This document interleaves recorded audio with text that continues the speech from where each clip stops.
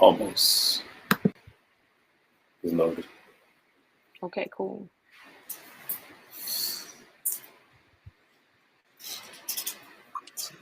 There we go. Yes, indeed. All right.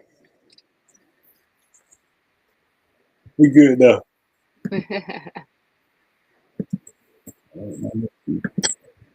This out the way. Hey, how you doing? Back again with another great episode of the Impact Podcast. As always, I'm your host, Jimmy Robinson. Today we have someone special. Go ahead and introduce us.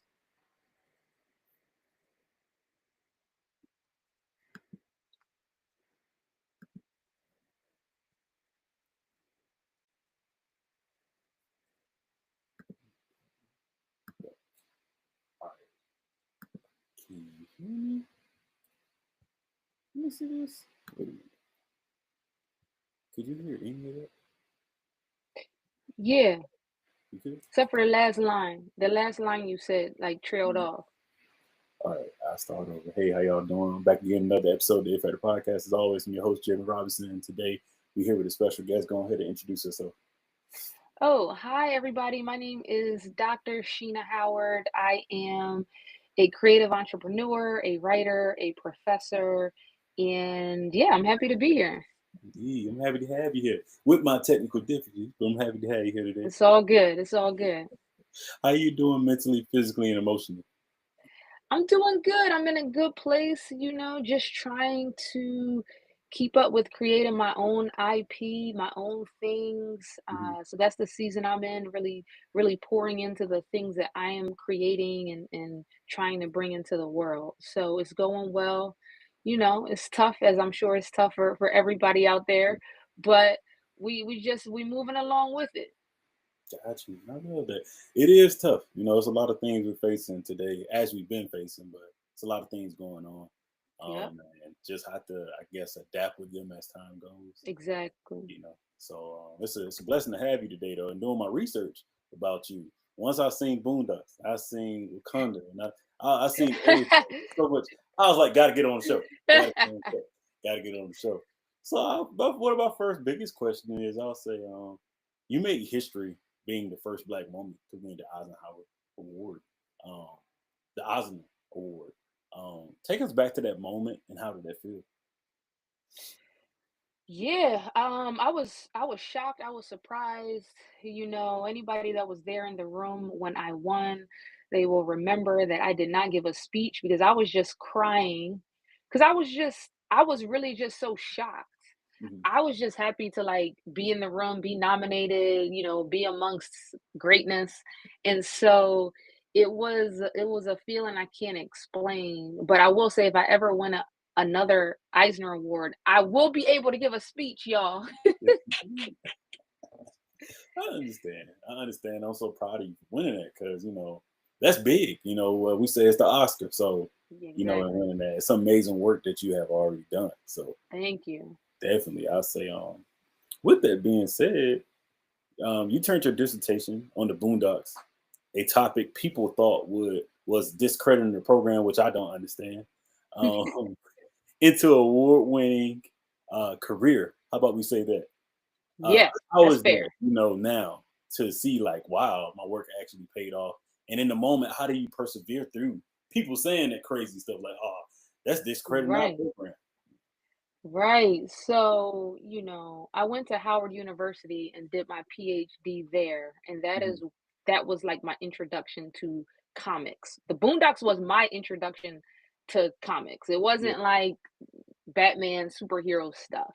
Hmm. And you know, my department at Howard University, I think they were just kind of like they weren't impressed, right, that I was gonna do a dissertation on comics. It was just like, okay. But they were supportive. Obviously, I was able to make it through the PhD process. But there was this one student who told me that my existence in the program devalues her degree. And that's just a crazy thing to say to somebody, yo. Like, Definitely. even if you think that, like, why would you think that, first of all? But even if you think that, that's a crazy thing to say to somebody. And that's what she said. And I remember it like it was yesterday because you don't forget somebody saying something like that to you, right? Um, and it was a black woman. So I know, like, when I tell these stories, I don't get to give all of the details as I share these stories on social media. But it was a black woman. It was one of us, Give us all the which makes details. We which want to know. which makes it even worse. It wasn't no black people up at Howard University. We had like Mm, one white professor. Um, and it just added to, it was just more mhm. fuel to the fire for me. And it didn't really matter because I saw how important the work was that I was doing. Like, I knew it was just so important. And so that's what really kept me going all of these years, was that it was important to me Mhm. to keep studying the contributions of Black people in comics, Yeah. which is, most people do a dissertation and they're not still talking about their dissertation 15 years later. I'm Right. still talking about my stuff 15 years later because I didn't do it for anybody else. I did it for me Mhm. first. And then I saw how important it was, um, to document the contributions of Black people. But it all started with me just wanting to know more about all of the Black people in comics and our contributions and our Black genius, and why isn't it documented appropriately? Yeah. So that's what I would say. Yeah. You went on to document us in an appropriate way. I got to get that. The Encyclopedia of Yeah. Black Comics. Tell us Yeah. about that. What went into that? You interviewed over 100 something, people in your Right. process of doing that, probably more. And in Mhm. doing that, what did you learn? What was the most eye-opening moment? Yeah, so all of my books and anything I write starts with a question. And so what I really noticed in the comics industry is, like, there was kind of like this myth of, like, well, we don't know where the Black writers are, and we don't know where the Black artists are, and we, right, like we're some, like, figment of people's imaginations. So I Yeah. was like, you know what, I'm gonna have a book where it's a one-stop shop for as many of the Black people that I can find, Mhm. in comics, and I'm going to document those. And because it's me creating the book, I'm going to make sure I include at least 50 women in the book, right? Because that's not going to be just a Black male thing. We're going to document as many women in the book as possible. And that was a super huge undertaking. That was a doing an encyclopedia is no small feat, y'all. And so again, that book was just me trying to answer the question, um, who are the Black people in comics, and how can I create a space where we can have one place to go? So there's no more excuses in terms of where are the Black people in comics. They're in the Encyclopedia of Black Comics. And more. Of course, this is like, there should be multiple volumes of the It should Encyclopedia of be Black Comics. everywhere. Obviously, there's people that didn't make it. There's Mhm. more, right? The new people enter into the field. You're right about that. You're definitely right about that. You made me think about it because I was like, I one got to get it because I got a lot of comics and black comics, and then seeing Black Panther, being an adult, seeing Miles Morales, seeing different black characters in Marvel and also DC, but just seeing it like, okay, it's like, but where everybody else at? So that lead me to my question here that I was thinking about. I just watched Ironheart, which was great. How do you feel about black centered, stories like Ironheart being ostracized before they even debut? It's such a complex thing, Yeah. but because there's just so many things involved. Obviously, it's just like, it's so much. It's like they keep trying to push this myth that Black stories don't sell, Black superheroes don't sell. We already put that myth to rest Yes. with numerous, Luke Cage, Black Mhm. Panther, right? And it persists because of, like, racism and certain people trying to hold on to power in their stories and who gets to tell the stories. But at the same time, we have so much Black content out there. We have so much to choose from right now. We do have Black people telling Black stories about Black people, right? Mhm. So we have so many Black stories in comics, especially if we don't just focus on Marvel and DC and these major True. publishers, right? Um, and at the same time, it's like, it's still the gatekeeping when we're talking about the mainstream level, but then we also still have options, more options than ever before. Right. And I don't want people to lose sight of that. Like, go create, go put your stuff out there. You make your own thing poppin'. You create the media frenzy for your own thing. That's my take on it. When I create Yeah. something, best believe I'm gonna create my own media frenzy. I'm going to Same. use all the tools available to us to make this as mainstream as I possibly can in my little small part of the Mhm. world. And I'm not gonna let anybody discourage me or dissuade me or tell me I can't or tell me I shouldn't. I'm just gonna do it with or without whoever the gatekeepers are supposed to be. Sure. I do the same thing with the podcast. A lot of people ask, "Hey, why you do this?" I'm like, "I've been doing this since 2019. It's been successful. I'm good with it." He's like, "Dang, but you ain't did this yet." I'm like, "It don't have to happen like that. I'm fine." That's true. A lot of people will have a lot of opinions about what you're doing, and they're not in the trenches doing it, They ain't even doing it, and which is they which ask, could "How be you real did this?" annoying. What? Right. You're right. So I say, Yeah, "What's I your? know how the family members be. Why your podcast? Why you not on Oprah? Why you not? Why you ain't sit down with son? So yeah, you need to. I know. They think why haven't you interviewed Ryan Coogler? Like you could just Yeah, call him you up or like how do I supposed to I help know. me do it?" That's why I I say know. every time, "Yeah, help me do it. If you can help me do it, we'll do it." Trust me, I know. I know. I say, "Oh, what's your it factor? Why do you do what you do?" What's my it factor? I I'm just highly motivated to Mhm. reach my goals, and I want to create things that I want, things that younger me wanted. I want to be an inspiration for people that come from where I come from, who think that, you know, they think that it's like their reality limits their imagination. And I want to be a representation or a symbol that you shouldn't let your reality limit your imagination. It doesn't matter if, you don't have all the resources right now. Hopefully, I can show that. Um, Start with whatever you have. You wanna make a film and all you have is an Android or an iPhone, just make the film with that. It's just the little steps every day to get, because that's what's gonna get you the next level. Not waiting till you have everything that you think you're supposed to have or that other people have. Starting right now with what you have is the it factor. Do it Mhm. with no matter what. Yeah, I love that. I love that. I'll say, in why Wakanda Matters, you're able to explore the cultural and physical impact on Black Panther and what it did for Black people. I would say, what do you think Wakanda represents for Black people? I don't know. I think it represents different things for different people. Yeah. Right? Depending on who you are, depending on your background, depending on your lineage. Uh, with the book Why Wakanda Matters, I was really just trying to go deeper into the conversation of because I was so just interested in why it was such a huge deal. Besides the obvious, right? We finally get Black Panther on screen. Mhm. Because I'm like, this is just so much more than just these superficial explanations as to why people are showing up to the theaters like this and are so moved by this.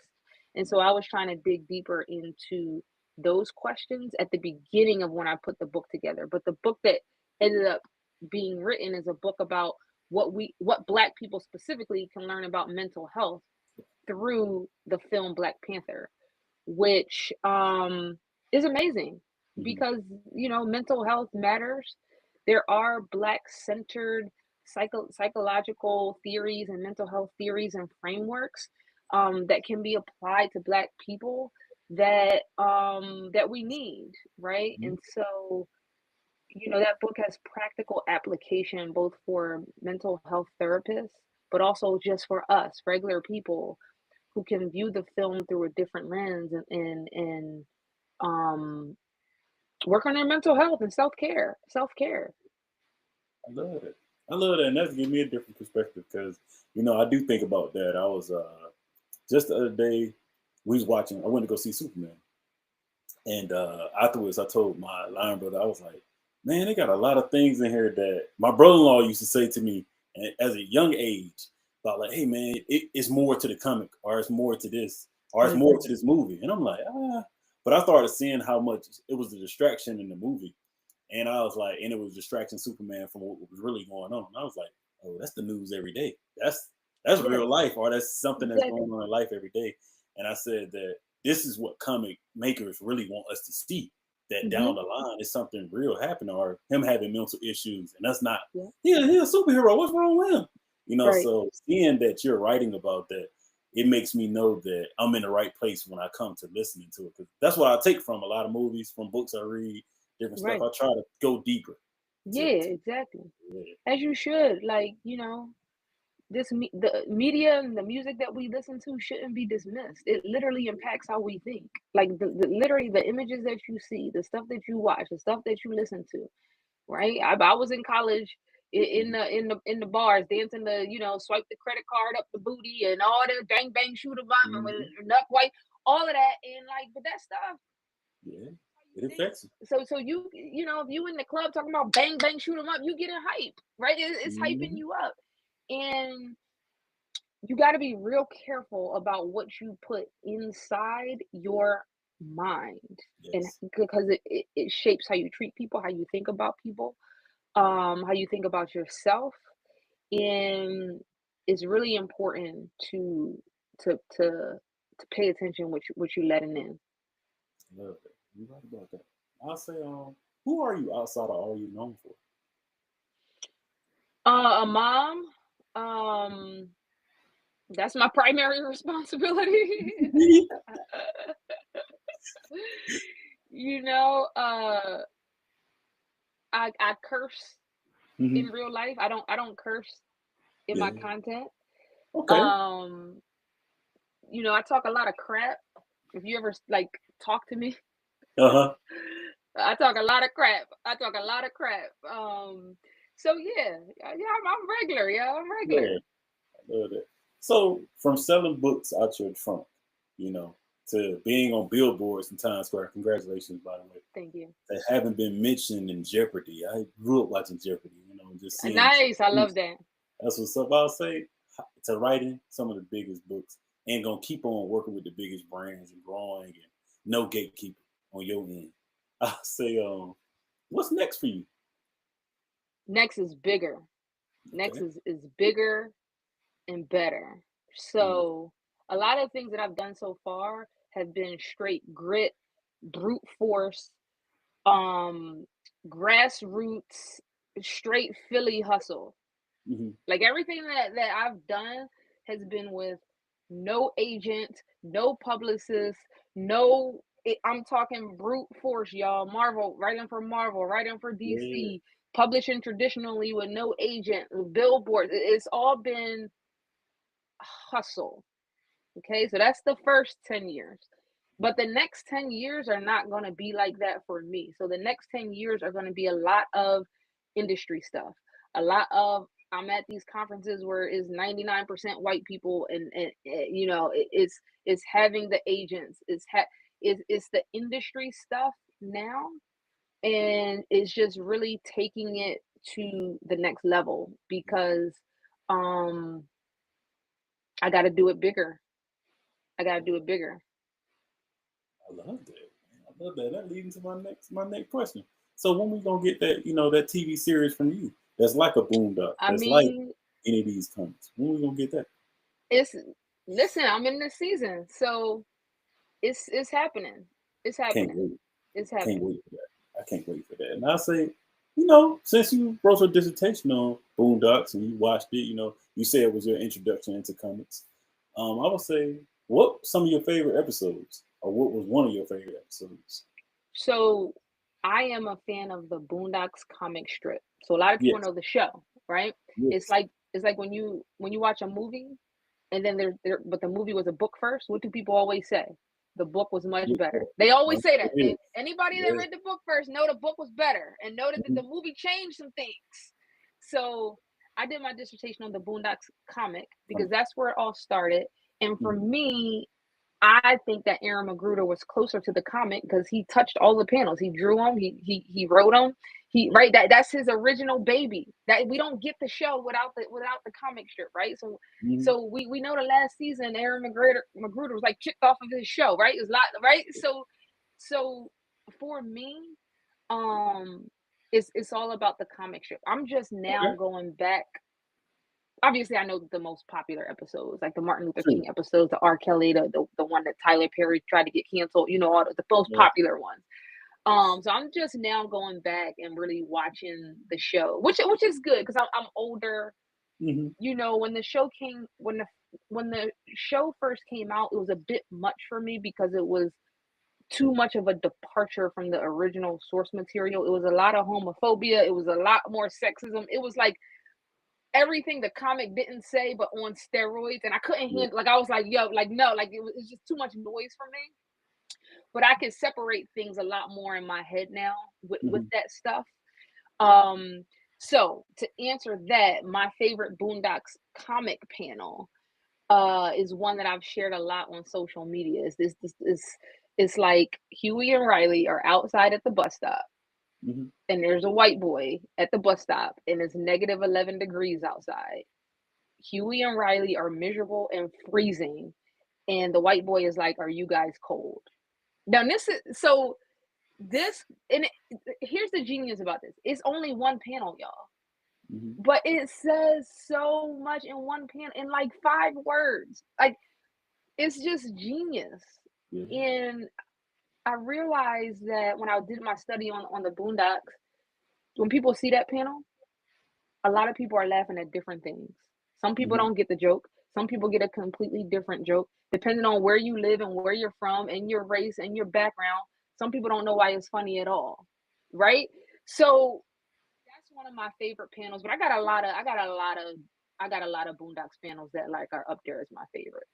No, I know that. I say, when it's all said and done, what would you like to be remembered for? Um,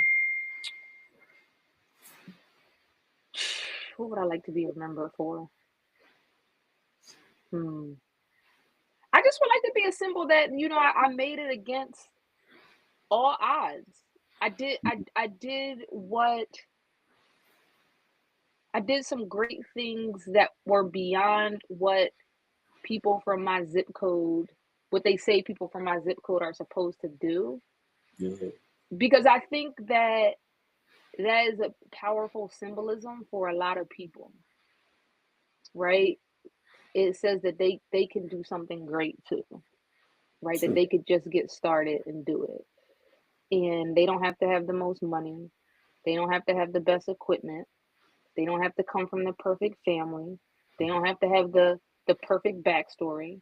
They don't have to it doesn't have to be, you know, two parents, a dog, and a white picket fence for Right. you to do all of the things that you want to do in your heart if you just stay in the game. True. If you just keep going. So that's what I would say I would want to be remembered for. Love that. Love that. And definitely in my research and getting everything together for the show, I was one of my biggest things was that she's doing some amazing things, and it's cool that you have been on platforms. But I was like, hey, when she come on the platform, man, I got to give her flowers because the things you're doing, it inspires me, make me want to do more, and that's what matters, and I'm Exactly. thankful that you do that because I was Thank looking, I you. was like, man, all right, I've doc, been out I here. see you, doc, I see I've that. been out here. Yes, I've been indeed. out here. And I'll say this: your work spans scholarship, filmmaking, and comics, and much more. How do you navigate the different spaces, like keeping social and representation at the center for, I guess, our Black people? Um, I see every opportunity to write on a big platform as an opportunity to do something that hasn't been done before, whether it's because people were too scared to do it before, or it was too edgy, or even, I try to I don't consume a lot of stuff. Yeah, I don't go to the movies. I don't watch a lot of movies. I read for necessity, not I don't just read as like a fun thing to do. right. And so I don't listen to a lot of music, Mhm. and that it, I think that's important to understand about me because when I sit down to create, I'm not creating with in a box. So when Marvel comes to me to write a comic, I'm not defined by so much of what came before, thinking I have to stay in the box of what happened before. Okay. I'm just like outside the box, right? And that might be weird to some people. Like I haven't seen Sinners, I haven't seen Ironheart. Like I don't, I create. Right. I am the creator, Hmm. right? And also I'm busy. Like I'm busy creating and raising a child. Um, so I think that it works to my benefit Yeah. because I'm just not. Sometimes when you're steeped in a medium that you love, like comics, you start to just think that there's just a box of what people have done before. I hope Mhm. I'm making sense. It's very hard to explain this. Um, You making sense to me. You make sense. yeah, and that's where a lot of my, I think, I don't know, a lot of my ideas are just a little bit different. Hmm. It just they're just a little bit different, and I think that's why they do well because they're just a little bit different. It's like this is familiar, but it's a little bit different, Hmm. right? And so it's interesting to people, right? It is. Yeah. It's intriguing too. I mean, even with me, I would say podcast wise, a lot of my friends when we do media stuff or we shoot something, they're like, man, you be thinking outside the box. I'm like, my mom always taught me to do that. Not Yes. stay in one box and yes, I do see stuff, consume a lot of stuff, but you are right. As you consume, especially watching other people podcasts, people always say, what makes you different? I say, I shoot the content and interview people I want to interview. Now, if you bring me somebody, that's cool. We can figure it out. But like we said, Ryan Coogler earlier, we'd love to interview him. In Mhm. time, though, not right now. Yeah. In time. Yeah. I'm just that type of person. So yeah. Right. So I agree Right. with you. I agree with you. So I say, do you have any questions for me? How's podcasting going? I know podcasting is a slog. It is so hard. People, I don't think people understand Mhm. how hard it is to stay in the game with a podcast. Yeah. Like, So it go is. ahead. It is. It's a journey. But I'll say, I have my niches. I don't just have one. I love talking to multiple people, so that keeps me busy. I don't think of just, let me go after famous people. Let me go after this. I go after everybody. Need to be their profession, and I like to research people. You know, with me being an engineer, I know how to deep research. I can say that with me getting a degree in it. So one thing I'll do, like I'll look at you, I say the next time I interview you, I've been on read your books and I know a little bit more. That's the thing I'm willing to do. Get into that journalism role, even though I haven't studied that, haven't went to school for it, and that also keep me relevant. I would say when it comes to athletes, Mm, I played sports, so like that's simple, like that's cool, but I try to go above it. Let me go talk to an author. I'm an author. Let me go learn more about her because mhm, if I get to know more about you and I get to see that, it's more other people that I reach out to that let people mhm. know that it's not only one voice. And I say on so many podcasts, they show one voice of people. Like it's just, this the Yeah. athlete or this person famous or this the reason why I never wanted to be that. And Mhm, when people ask me, hey man, would you ever want to do this? I'm like, nah, because they're gonna put me in a box. They're gonna tell mhm, me I gotta interview this person. I gotta interview. I'm not mhm. trying to do that. So I feel definitely, you. that's what keep me going with the podcast. For what Yeah, 5, 6 years now. So it's been that's a going good. long time. Good, It's been going good. good. Congratulations. Good for you, Thank because you. I know it's not easy. Yes, indeed. Yes, indeed. But yeah, thank you so much for the day. That's Thank pretty much you. all I had. Yeah. We'll definitely have to do this again, though. Definitely. Yeah, yeah, for sure, for sure. Thank you for having me on. Thank you for reaching out. Mhm. Thank you for making it easy for me to schedule. Yes, indeed. A lot of people email me about podcasts every day. It'd be like 10 podcast requests every day. Uh-huh. And 99% of the time, the reason why I say no is because they don't just email me and send me a link to book. Just send It'd be it. like, would you be interested? No, Mhm. or would love to have you. Just ask me and send me the link, and Yeah. I'll look at the calendar. Yeah. But you'd be surprised. I'm sure you probably had to learn this over your 6 years that, oh, I Yeah. keep getting better results when I just send the link to schedule. I wrote a book about it because I said Well, they about need to get network. your book. They need to People get your said, book. I got you. I'm gonna shoot it to you. I'm They telling need you. to get I your book told because when people ask, they say, hey man, how you interview this? How you did this? I will contact people and I'll follow up with people. But the biggest thing you got to do, because I like to do it, send a calendar to people. Don't On the just first think email, y'all. personal. Hi, I love your stuff. Say something a little nice about them. If you would like to come on, here's my calendar. And then make sure your calendar has availability. Yes. Because like the people you want to interview are busy. Because like Mhm. a few people have sent their link and I click on it and it'd be like only 8 p.m. on Tuesdays. Dang, I'm a whole single mom. Like, so yo, anybody watching this, they got a podcast, you'll get more people on if you email and send the link. Yes. You're right about that. Yeah. Yeah. Thank you so much for that. Yeah. Thank you so Thank much. you. Thank you so much. Keep being great. I'll talk to you soon. Appreciate it. See you. Yes, indeed.